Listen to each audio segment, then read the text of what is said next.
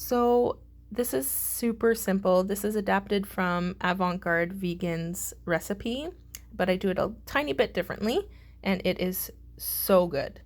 So for your wet mix, you're going to do 1.5 cups of milk and about a tablespoon of apple cider vinegar to curdle it. It sounds weird and gross, but it's not. It totally makes everything taste like birthday cake, and I love it. So yeah, and then I do 2 teaspoons of almond extract. You can do vanilla, but I love almond. And 1/2 cup of melted butter. For your dry, you're going to do in another bowl 3 cups of flour, a cup and a half of sugar, and a pinch of salt with 3 teaspoons of baking powder. Then you don't have to do spices, but I really love a pinch of nutmeg and cinnamon. It just complements the fruits so well. And whisk that aside really well, and you're not going to mix it yet until you're ready to put on top. So for your caramel sauce on top of the fruit, you're going to have 5 tablespoons of white sugar and 1 tablespoon of butter. Just melt it on a low to medium heat. Now this will burn so fast, so make sure that you're whisking it and watching it the whole time. It'll take about 10 or 15 minutes, I believe, on a low to medium heat, and you're going to want to do it until it gets thick and bubbly and then turns a light amber. You don't want it to be dark too much because it will start to burn. I use a spring-loaded pan.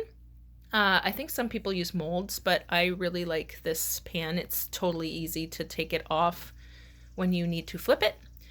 And here I'm using peaches from a can, and I just cut them up as fine as I could.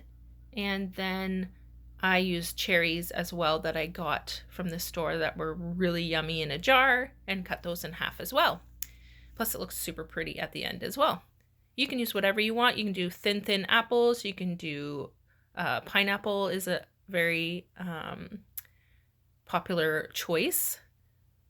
So once your butter and sugar starts thickening like this, you're going to want to really watch it. It's going to be towards the end here.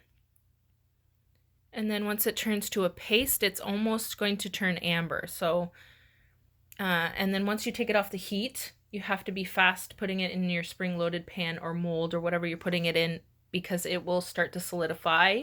So you need to put it in fast and then layer your whatever fruit you're putting on top really fast. So here it is just about to turn amber, and you'll see right here it is amber. It will look like the butter is kind of separating from the sugar. Don't freak out, that's totally normal. Pop that in as soon as it is done. Be careful, it is super hot, and sometimes these spring-loaded pans leak, so just put it under a pan just in case. And then you're going to top your layers how you'd like, because this is going to be the top of your cake when you flip it. And see how it solidifies really fast. You're going to want to fold carefully your wet and your dry together until there's no dry clumps anymore, like this. And then you're going to top it right on top of all that on your spring-loaded pan. Make sure it's nice and even, Stevens. And then you're going to put it in for 350 degrees for up to an hour, usually about 50 to 60 minutes. Here you can see how hard the sugar is, so just put some nice boiling water in there and it'll be okay.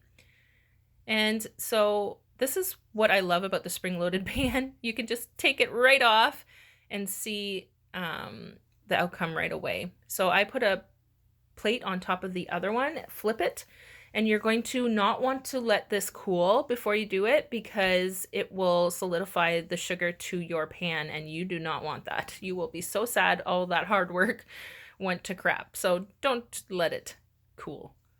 So be very careful and gently pull that off, and look at how beautiful and shiny it turns out. You can put also extra caramel on top if you'd like as well, but this, like, look at that. Best thing I've ever made other than my children. Like, I'm telling you, I was so impressed with this recipe. So let me know if you try it. It is super yummy.